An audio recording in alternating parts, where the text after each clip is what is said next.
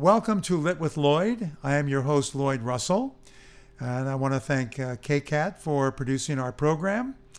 And today we've got a great, exciting guest to talk to. Her name is Alessandra Harris. She's written 3 novels, but I can assure you she has done much more than that. Welcome, Alessandra. Thank you for coming. Thank you for having me. I'm going to start with a question that goes back in time a little bit. What happened in 4th grade that determined which direction you were going to go to for a career? Oh, so this is a funny story. In 4th grade, I won the book fair. And I remember it was for a story about a girl who had 3 wishes. And a genie was granting her the wishes. And of course, the 3rd wish was that she could have like 100 or some odd number more wishes. And it was really exciting because I won the book fair and I got to go to the awards. And my teacher was there, which, you know, when you see your teachers outside of school, it's always exciting. So, yeah, that was really fun. And I think it just kind of gave me a love of reading and writing. Good. Okay. In reading your bio, you have done quite a bit of writing before you started writing novels. Yes. What kind of writing did you do prior, and are you still doing some of that writing? So I started in 2007 with writing for a publication out of the Bay Area, the San Francisco Bay Area, geared towards the African American community. And I did that for about 2 years. And then I transitioned to writing novels, and my first novel was published in 2016. So right now, in addition to the novels that I've written, I've also written for Catholic publications, nonfiction, and I also just yesterday finished my first nonfiction book and sent it to my editor. Wow. All right, we'll talk about the current books. What made you decide to start writing novels? Well, it's kind of a funny story. I was strictly nonfiction. I read mainly nonfiction. And for Christmas, I believe it was 2000, maybe like 2009 or 2009. My father gave me like 3 of these fiction stories. And he said, "Oh, I think you'd be good at writing fiction. You could publish something like this." And I was like, "Oh, well, I don't really read fiction." And then this idea just started coming to me about a novel. And these characters just kind of like popped up in my head. And then I kind of thought, you know, after reading them, I was like, I think I could maybe do this. But from there to actually getting a publishing contract was a long journey. All right. Well, I think your first book was published in 2016, correct? Yes. Mm-hmm. And you started writing the novel as early as 2010 or 11? About 2012. Okay. Yeah. Mm-hmm. And tell us about the publishing process. This is always an interesting story from an author. So I wrote a blog article that was titled "How Taco Bell Got Me a Book Deal." And when I started getting interested in wanting to write a novel, I took a lot of online courses, and through the community center, there was an adult education about writing fiction. And then there was another one, advanced fiction writing. So it was a learning process for me because I had never done that before. And I spent a lot of time. So then about 2014, when I had a finished product, I thought that I had to have an agent in order to get the book published. Uh-huh. So I spent about a year trying to find an agent. And it was like agents would request the full manuscript and I'd get excited and then they'd pass for one reason or another. So I actually had what they call shelved the novel. I had said, okay, it's just not going to happen for this one.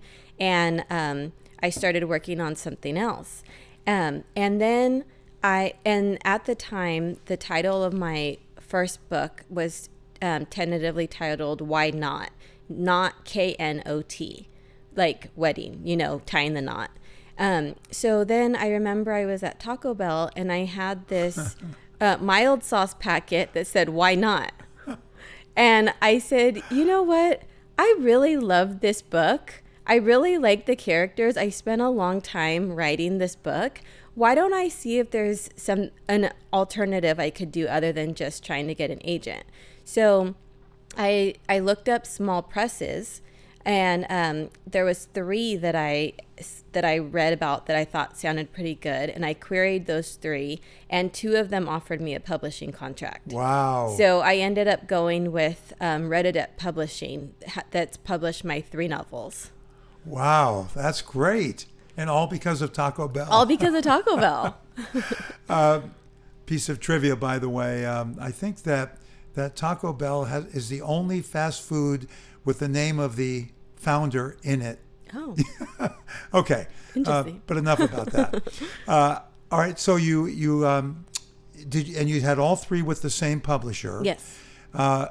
What about your 4th one? Is that a different publisher or the same one? So the 4th one is with a Catholic publisher called Orbis Books. Okay. Yes. And you said it's nonfiction? Yes, it's nonfiction. And what's it about? And it's looking at the history of anti-Black racism, and including like mass incarceration today, through a Catholic lens.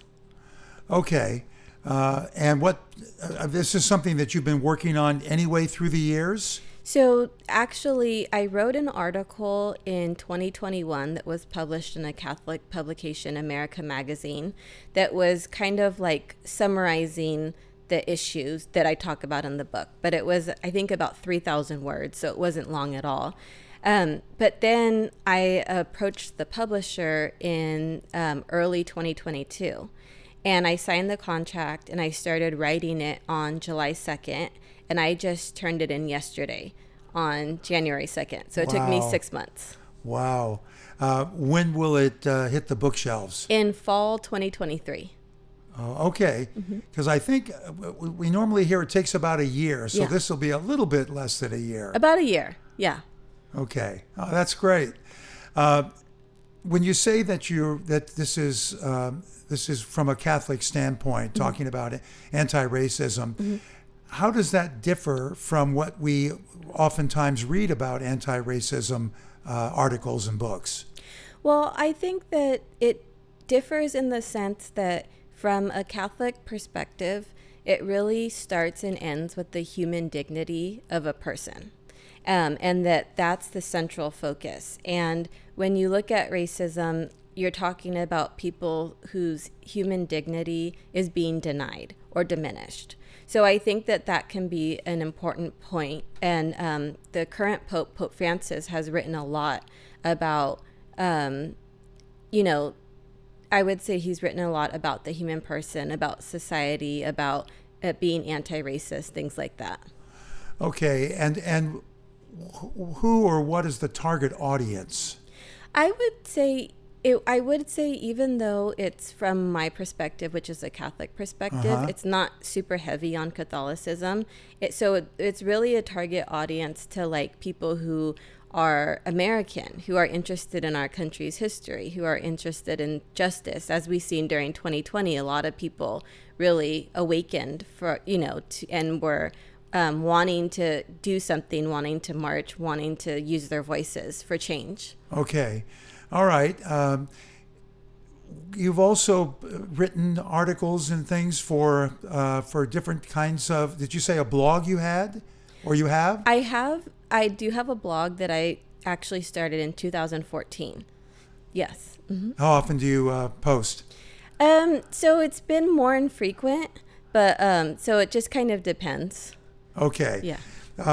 So I have a note that you also did some work with City Flight and San Jose Writers. So City Flight was the first publication that I started with in 2007. Okay. That was geared towards the African American community in the Bay Area. And then San Jose Writers is it started as it's a meetup. Are you familiar with meetup? Yes. Yeah. So it's a meetup, and I think we started it around the same time, like 2013, 2014. And it's still going today. A lot of writers will have critique groups, and they'll meet and talk about writing and that type of stuff. Okay, and if I recall, you are actually in charge of organizing that. Yes, I'm the organizer. I've kind of stepped back from the day-to-day stuff, but I'm still listed as the organizer. Okay. Yeah. I said I understand what a meetup is, but maybe there are some of our listeners that don't know what that is. Maybe you could explain it. So it's basically a way for people with different hobbies, different interests, different groups to come together. So you basically use the meetup platform, and then you can have an event, and then people can just come to the event. So it's not like you have to have a personal invite from someone, or you have to it's a great way for different people to meet each other. Yeah, okay, that sounds good. Let's talk about a practical issue. Okay. You have 4 children. Yes. How do you find time to write? Well, the funny thing is, I was just thinking that I had 4 children in 6 years. And if this book gets published in 2023, I would have had 4 books in 6 years. So I think after this, I just need to take a vacation. All right, let's talk about the 3 novels a bit. Okay. You indicated that the ideas just came to you, and that's Blaming the Wind, correct? Yes. Which I read, and I think that you came to our book club to talk about that one. Somehow I missed the second one, I'm embarrassed to say. Not that I won't be able to get a hold of it. And then we've got the third one, Last Place Seen, which is up there and which everybody can see right here, which I read recently. How did the ideas come to you for these 3 books? And can you tell us a little bit about each one? Sure. So Blaming the Wind, that idea was kind of like wanting to explore marriage, because it's like so many people are married, but every marriage is different, and it's so personal, and it's, it can be really challenging at the same time. So with my first book, I wanted to explore 2 couples and just kind of like the trials and tribulations that they experience in their marriage, the conflicts that arise, the way that they resolve them, things like that. And with my second book, Everything She Lost, I actually wrote that in a month. Wow. It was the first time that I was doing NaNoWriMo. For people who aren't familiar with that, it's National Novel Writers Month, Writing Month, where people from all over sign up and try to write a novel in 30 days. And for them, a novel is, if you hit your goal, it's 50,000 words. So a real novel is like 80,000, 70, 80,000. So it's not exactly hitting that. But I wanted to, I started writing it in 2014. That, I believe it's November. And like I said, I had said that I was done trying to find an agent for my first book. And I was like, I'm just going to do this and it's going to be fun. So I did end up finishing it. But it was kind of like, I like to describe it as like a fever dream, because afterwards it was kind of like, oh my gosh. And the thing is, I would say it's a little bit risque. And I think that as a Catholic, I kind of, put my inhibition away for that time that I wrote it. Last Place Seen is definitely more PG-13. I'll say that much. But so with that one, I just wanted to explore, it's about a woman who had a mental breakdown and is trying to get her life back together. And it's that she has a friend who's a single mom, and then they kind of stumble upon some problems and some trouble one night. And the rest of the book is them trying to get out of that trouble. Yeah, and how do these ideas come to you? How do they even come to you? I don't know. I would say maybe a muse. Do you have a 5th book in mind? I do. Is it fiction or non? Fiction. I do have a book that I was actually working on before the nonfiction. And it's something I've been researching for over a year. I want it to be set in Louisiana in 1927. Oh, wow. Yeah. And do you have a rough time frame? And will it be the same publisher as the first three?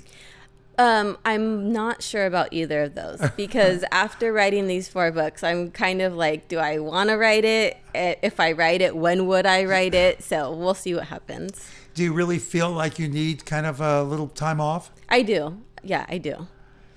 Is that common? I mean, it seems like authors don't take much time off between books. I guess it depends because some authors, there will be like decades between books, you know? So Yeah, that's true. All right, we're going to take a quick break and then we'll be back with Alessandra Harris.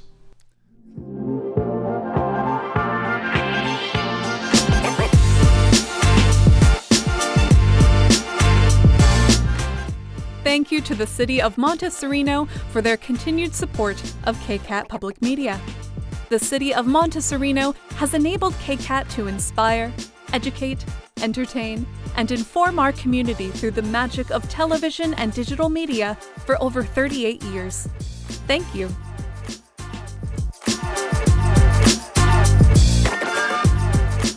And welcome back.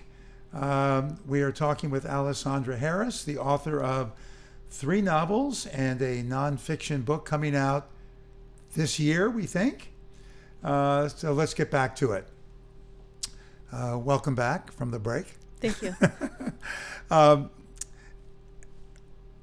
I read in your bio also that you went to San Jose State, which my wife also graduated from, and that you majored in religious studies. Yes. So it sounds like you have studied a lot of different religions. How has that helped you in terms of your own religion, in terms of how you deal with different issues or talk to different people? How did that come about? Well, I actually started at a Catholic college at Loyola Marymount in Los Angeles. And I started as a psychology major, but then took a theology class that I really liked and decided to switch my major. And then the next year I went to the University of San Francisco, but ended up at San Jose State. And they didn't have theology, so I did the comparative religious studies program. And I would say that it was very interesting. It was one of the best experiences of my life. Wow. learning about different religions from all over the world. And I would say that I'm glad that I ended up with the comparative religious studies major instead of theology, because especially like in the Bay Area, it's so diverse here now. And I just read that it's like the #1 destination for immigrants in the country. No kidding. And yes, so it's like you meet people of all different backgrounds, religious backgrounds. And when I was learning about their religions, I'm also learning about their cultures. So it's like, it's just been really helped me be more tolerant, more understanding, more of a global citizen, I think. Wow. Have you had occasion to work with different religions in any kind of format? Well, it's interesting. On Veterans Day 2022, I was a speaker for a Catholic Jewish women's interfaith conference. I was the Catholic speaker, and then there was a rabbi who was the Jewish speaker. So that was all, it was a really interesting experience, and we were able to have the interfaith dialogue. So, occasions like that are really great. Is that something that you still are involved in terms of religions coming together? I wouldn't say as much, but I would say that it's just, helped me better relate to people of different religions. Okay. Well, you said that you were speaking with a Jewish rabbi. Mm-hmm. I guess that kind of said the same thing twice. Do you speak? Do you speak at engagements for different topics? Usually it will be related to Catholicism or related to like racial justice, social justice. Okay. Mm-hmm. how do you interact on the racial justice or racial injustice plane? I mean, what kinds of activities are you involved in with that? I would say mainly it's writing and speaking and just kind of raising awareness. Okay. Yeah.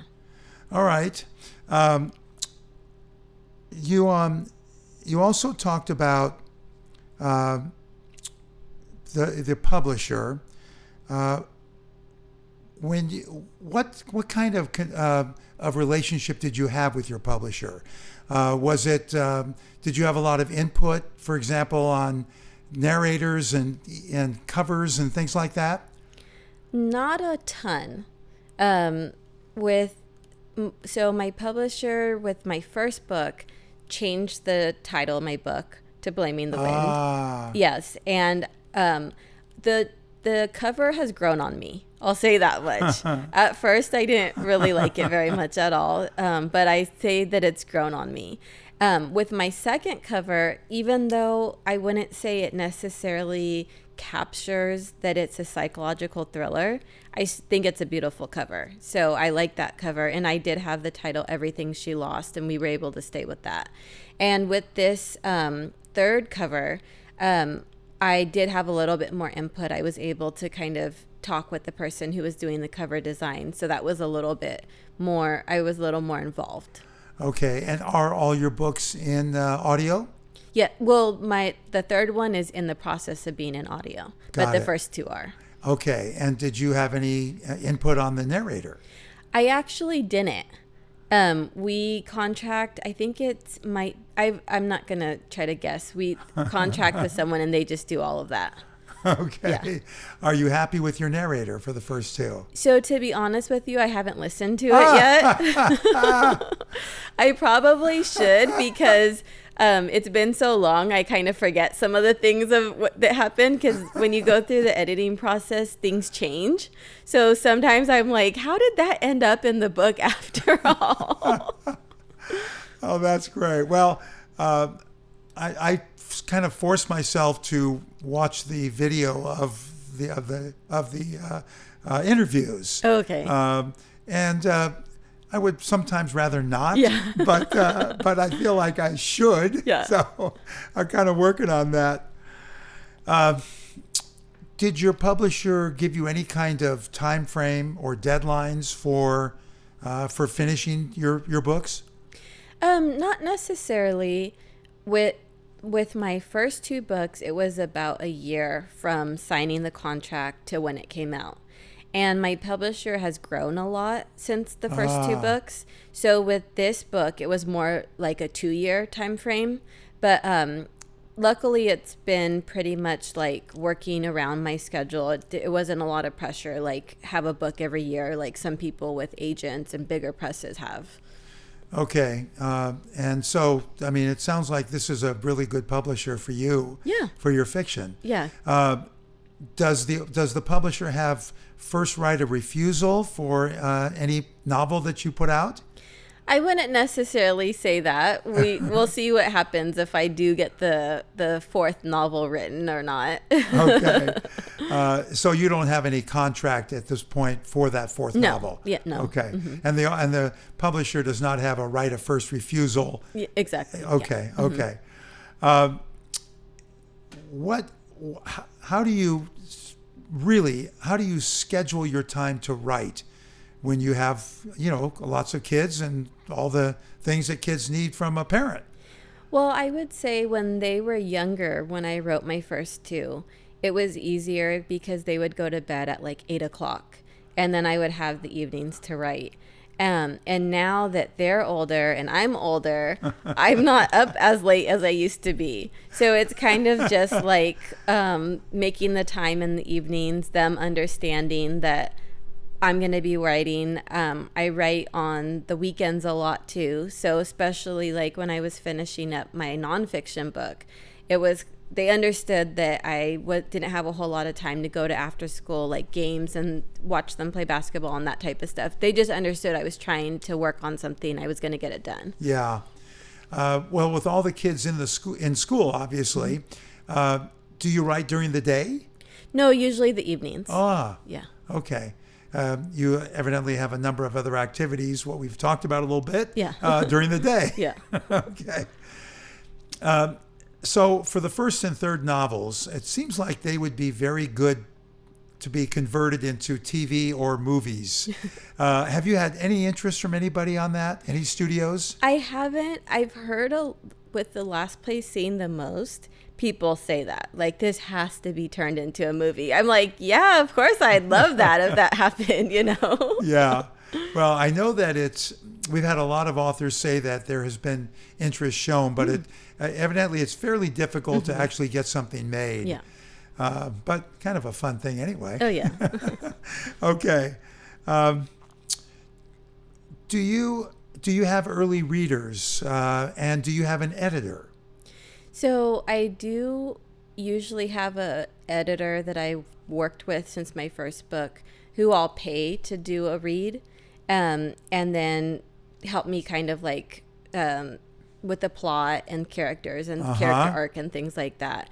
And then once my publisher accepts the book and offers me a contract, then I go through the editing process with the in-house editors. And Red Adept Publishing, even though they're a small press, they're really known for how great the books are edited. Oh, wow. Yeah, so that's a pretty intensive process that usually can take anywhere from about like 2 months to 6 months. And do they do the content editing and the copy editing? Yeah, so there's a content edit, and then there's a line edit, and then they do the final proofread. Okay, yeah. I mean, it's amazing to me how many books from very, very popular authors have a bunch of mistakes in it. Oh. and my eye just automatically catches it. I'm not looking for it, but it's one of those things that just kind of hits me up, up on the top of my head. So, but I don't remember. I just read this recently. I don't remember a lot of copy editing issues. So I hope not. Well, so far it sounds good. Yeah. All right. So you said that you've got the San Jose Writers Group. Do you have other writing groups that you're a part of, that you guys read each other's stuff along the way? I did that more with my earlier novels, but I feel like I've kind of progressed just in my writing, where I don't feel like I need that as much. Okay. All right. Well, that's good that you feel comfortable with that, because I know that there are certainly authors that have been around a while that still like to like to do that. So, but in terms of the initial reaction to it, do you have people that you'll send it to and just say, hey, what do you think, before you get to the editor part? I would say my husband does that. Yeah, he's home. He's kind of my first eyes on things for his opinions. Okay, and he'll give you honest feedback? Oh yeah, definitely. Which I think must be a good thing. Yeah, definitely. Yeah. All right, so down the road some, do you see yourself writing novels indefinitely? Do you see additional nonfiction books in your future? Right now, I don't see an additional nonfiction book. It was a lot of work. And I don't feel like there's a topic right now that I really want to write, but I would like to write the fourth novel at some point. Okay. And you said you've been researching that for about a year, and it's going to take place in Louisiana. Yeah. Did you go to Louisiana? Will you go, or do you just not have to? Well, I feel like that's one of the reasons why it might take a while, because I would love to go. And I was reading about it takes place when there was this huge, I think it was called like the Good Friday flood. I'm pretty sure it was when there was this huge weather event. And so I've been reading this really long book that's kind of talking about it and talking about the history and everything like that, and researching like how people spoke and, all that kind of stuff. So a historical novel is a lot of work. Yeah. And that's why I'm like, I want to do it right if I end up doing it. Okay. And this is your first historical fiction Yes. book. And what made you decide to go historical? Well, it was when I learned about this flood that happened and just the whole everything that around it. It just made me want to like write about that. Like, wow, what would it have been like to be there when this happened? And then this story kind of just started taking shape in my mind that I wanted to explore. Okay, all right. Does your publisher send you to conventions, bookstores, anything like that? Not really. Most of the things that I've done are kind of on my own. Yeah, things that I do. The publisher does a really good job with just getting the book edited, getting the cover, getting it published, helping us with different ads like BookBub ads and things like that. But then when it really comes to like promotion and getting it out there, it's up to us. Okay. Do you go into bookstores? Do you do events at bookstores? I mean, we have tons of them here. Not really. I would say with an ebook, I do have a print. You have a print copy of it, but I would say with ebook, it's kind of like a lot more of highlighting when it's on sale and getting readers like that, and getting like people who are interested in reading a review copy and that type of thing. Okay, so I have not actually asked an author this, and I'm sure it varies to some extent. What percentage of your sales would you say are ebook, audio, and print? I would say probably about like 75% ebook. Really? Yeah. Okay. And I'm not so sure about audio because that's relatively recent, but I would say that I don't know. It doesn't seem like as many people read the print copies anymore. Seems like everyone's always looking at their devices. Well, we know that there's certainly a lot of people that just look at their devices, and I suspect they're not all of them reading a book. Yeah, definitely not. Okay, well, so you've got all these different ways of presenting your book. Have you ever decided or ever thought that you wanted to contact a bookstore to do a live event? I haven't really thought about that a whole lot. Yeah, I haven't really. I mean, I've probably been to 300-400 author events at different stores. Of course, not so many since early 2020. But I don't know. It seems like a legitimate way of trying to get the book out there. How do you publicize your books to the public? Well, I would say, like I mentioned before, a lot of it is when the book's on sale, like a 99-cent or $2.99 promotion. Yeah. Then you can pay for different like newsletter services to advertise that it's on sale, and that's where I'll usually get like the most readers, because a lot of people who read a lot are looking for a sale to just kind of keep reading what's out there. So that's where I've had the most success. Okay. You know, with your background in religious studies, have you ever thought about a novel based on a different religion or a religion in another country or anything like that? Not really.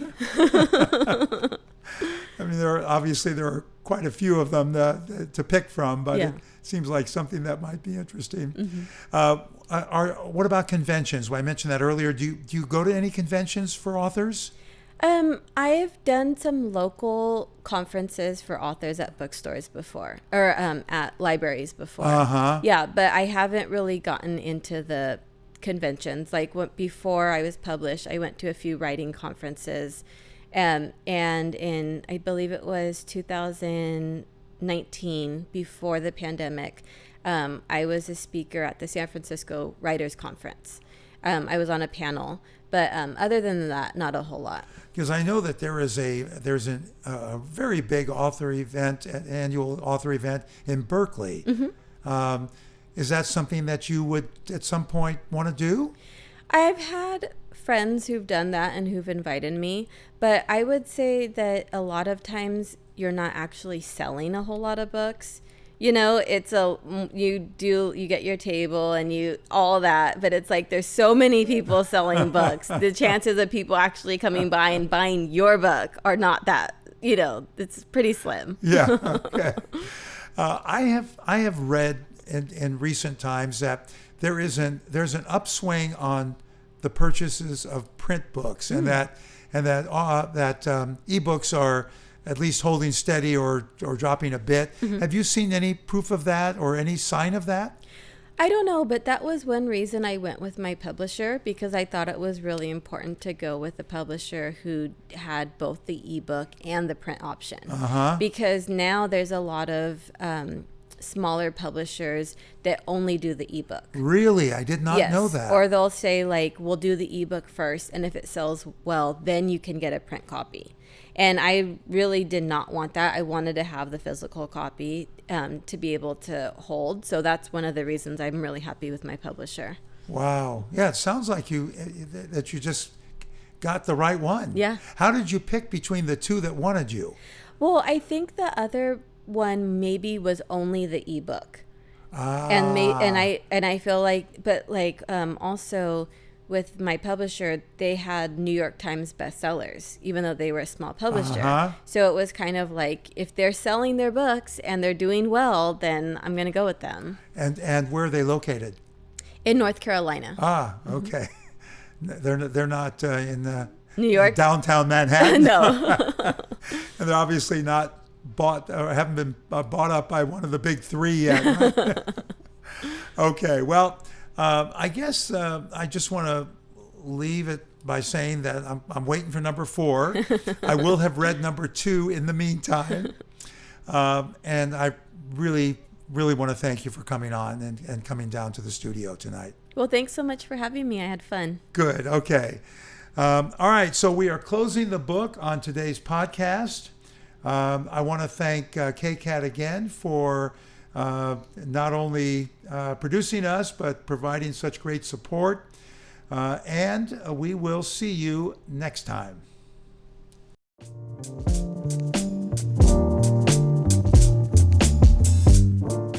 You just heard Lit with Lloyd here on KCAT Radio. Explore all our KCAT original programming at kcat.org/radio.